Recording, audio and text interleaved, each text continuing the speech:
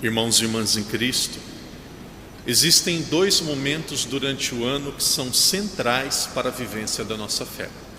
Nós sabemos, nós temos o Natal. No Natal nós celebramos Deus que se fez um de nós, Deus que se fez gente. E nós temos também a Páscoa. Na Páscoa, através da ressurreição de Jesus, acontece a vitória sobre o maior problema que a humanidade tinha, aquilo que causava mais medo e causa até hoje a todas as pessoas: a morte. Todos nós temos uma certa insegurança, para não dizer medo, em relação à morte. Com a ressurreição de Jesus, a morte é vencida. Com a ressurreição de Jesus, ninguém mais precisa temer a morte. E como a ressurreição de Jesus, a Páscoa é um momento tão central, a igreja nos pede 40 dias de penitência, 40 dias de preparação para esta celebração. E se nós olharmos o período, este tempo da Quaresma, esses 40 dias, nós vamos perceber que existem 5 domingos, depois nós temos o domingo de Ramos, e aí depois começamos a Semana Santa. No quarto domingo, que foi o domingo passado, aqueles que participaram da missa, aqueles que acompanharam a celebração pela TV, viram que o padre estava utilizando a cor rosa ou róseo. A cor rosa é uma mistura entre o roxo, que é a cor da Quaresma, e uma mistura com o branco, que é a cor da Páscoa. Não estávamos ainda na Páscoa, e nós não estávamos profundamente imersos na Quaresma. Por quê? Porque era um domingo que a igreja dizia que nós poderíamos nos alegrar, diminuir um pouco a penitência. Agora este domingo, o quinto domingo da Quaresma, é um domingo também muito interessante, muito especial. Muitos de vocês já viram, alguns até já perguntaram para o padre: Padre, por que existem muitas igrejas que os santos são cobertos em um domingo da Quaresma? Por que existe algumas igrejas onde a cruz, as imagens, em um domingo da Quaresma, de repente eles são cobertos e a igreja praticamente é transformada? É uma opção, acontece em alguns lugares, esse ano não aconteceu em Macau, que no quinto domingo da Quaresma os santos são cobertos. Por quê? Nós acabamos de ouvir no Evangelho de hoje, e durante muito tempo a igreja considerava este quinto domingo da Quaresma como se fosse o primeiro domingo da paixão de Jesus. Quinto domingo da Quaresma, que é o domingo de hoje, era considerado o primeiro domingo da paixão. E o domingo que nós vamos celebrar na próxima semana, que é o domingo de Ramos, era considerado o segundo domingo da paixão. Por quê? Então nós vamos conversar rapidinho agora sobre o Evangelho de São João, e nós vamos entender por que esse era considerado o primeiro domingo da paixão.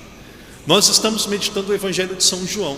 O Evangelho de São João tem 21 capítulos. Ele é dividido em duas partes diferentes. Do capítulo 1 até o capítulo 12, nós chamamos de sinais de Jesus, os milagres que Jesus realizou.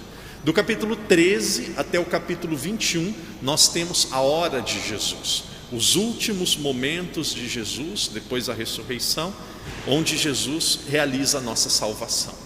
Ali no final do capítulo 12 é a transição, onde Jesus vai dizendo as suas últimas palavras para os seus apóstolos, antes de começar o momento do seu sofrimento, antes de começar a última ceia.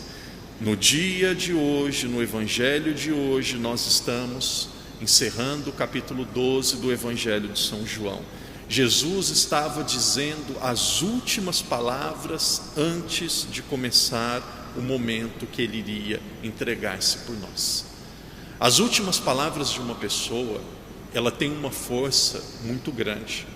As últimas palavras de uma pessoa é como se ela condensasse, se ela guardasse aquilo que existe de mais importante para dizer, e são palavras seguramente inesquecíveis.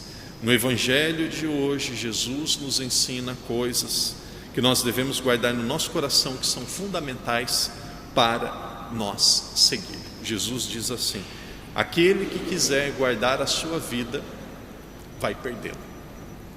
Quem quiser me seguir, tome a sua cruz e me siga.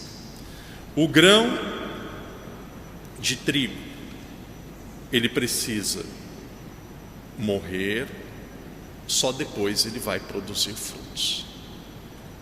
Queridos irmãos e irmãs, todos nós trazemos no nosso coração sonhos, desejos. Muitas pessoas, por exemplo, vão dizer assim: padre, o meu sonho é ter a minha casa. Alguns vão dizer assim: padre, o meu sonho, principalmente os jovens, é entrar numa universidade. Talvez um dia ser padre, um dia ser irmã. Nós trazemos sonhos no nosso coração. Nós que somos católicos, nós devemos ter um sonho. E o Evangelho de hoje começa dizendo assim: o nosso sonho deve querer ver Jesus. Todos nós devemos cultivar este último sonho, ou este sonho como o último e o mais profundo sonho da nossa vida. Todos nós precisamos sonhar em ver Jesus. Para nós vermos Jesus, a Quaresma nos prepara através de 3 exercícios que são extremamente importantes. E quando nós falamos em transformação que a Quaresma nos pede uma transformação de relacionamento com 3 pessoas: o nosso relacionamento com Deus, nosso relacionamento com o nosso próximo, nosso relacionamento conosco mesmo. Nesse período que nós vamos chegando, nas últimas horas de Jesus, quando nós falamos de relacionamento com Deus, a igreja pede que nós melhoremos, aprofundemos a nossa vida de oração. Rezar não é apenas ou não deve ser uma obrigação. Rezar é um gesto de amor para quem confia profundamente em Deus. Rezar. A oração, ela nos dá clareza. A oração, ela nos dá segurança. A oração nos ajuda a olharmos e vermos as coisas mais difíceis de uma forma serena, de uma forma madura. Nós vivemos momentos, e o padre já vai dizer sobre as outras 2 realidades, os outros 2 exercícios da Quaresma. Nós vivemos momentos que pessoas questionam muito a Deus. Alguns dizem assim: por que o coronavírus? Por que o mundo vive esta situação hoje? Primeiramente, não foi algo mandado por Deus. Deus não se encarnou, Jesus não voltou para a terra para deixar coronavírus. Coronavírus é fruto do pecado do ser humano. Com o tempo nós vamos saber mais detalhes, nós temos muitos questionamentos, mas o mais importante aqui não é o porquê, é o para quê. Deus pede uma profunda conversão do nosso coração. E não existe felicidade sem fidelidade a Deus. Segundo exercício quaresmal, conversão em relação ao nosso relacionamento com o próximo. Relacionar com Deus não é tão difícil. Relacionar conosco mesmo, nós podemos nos tolerar, mas o relacionamento com o próximo é muito difícil. Por isso Deus pede a esmola. Eu dizia há poucos dias atrás em uma missa semanal e gostaria de repetir hoje: todos nós trazemos desafios na nossa vida. Você não sabe, mas quem está sentado ao seu lado vive um desafio, vive uma dificuldade. E quando nós fazemos caridade, e olha, tem muitas pessoas que pensam assim, que caridade é apenas dar dinheiro. A maior caridade que nós podemos realizar nos nossos dias de hoje é o tempo. É o tempo. Dar tempo. Ontem à noite eu participava com algumas crianças aqui da igreja, alguns jovens, de um acampamento com os nossos escuteiros. Nós temos os escuteiros da comunidade de língua portuguesa, eram mais ou menos umas 40 crianças. E era mais ou menos 11 horas da noite, 11h15, o padre estava dando a bênção para os objetos, os lenços, o chapéu, aquilo que eles iriam usar depois que eles fizessem a renovação das promessas. E era interessante que eles estavam divididos em alguns grupos pequenos e eles precisavam fazer encenação de teatro, precisavam apresentar agora. Alguns jovens vão visitar a Tailândia, e aí alguns apresentavam. Alguns jovens vão mostrar como que é uma sala de aula, e outros apresentavam. E era interessante que algumas daquelas crianças tinham medo de tocar a terra. Nós temos o gramado onde nós jogávamos futebol, e algumas crianças com medo de ficar descalço, com medo de tocar a terra. Tem criança que acha que o leite vem da caixinha. Tem gente que acha que o leite nasce no supermercado. Veja onde que a maioria das nossas crianças passam a maior parte da vida: trancadas em uma sala de aula ou com um telemóvel na mão, jogando jogos. A maioria das nossas crianças. Nós, em geral, não temos uma vida saudável. Por que eu estou dizendo isso? Porque isso daqui afeta diretamente no nosso relacionamento com o outro. Se nós não nos cuidarmos, nós vamos nos tornando pessoas profundamente egoístas, que nós não nos preocupamos com a dificuldade dos outros. É Jesus dizendo assim: se nós quisermos guardar a nossa vida, se nós quisermos pegar a nossa vida como se fosse apertar a nossa vida e cuidar da nossa vida totalmente só para nós, nós vamos perder a nossa vida. A nossa vida, ela começa a ganhar sentido de fato quando a nossa vida passa a ser significante e relevante para alguém. E aqui está uma grande beleza. Muitos aqui são catequistas.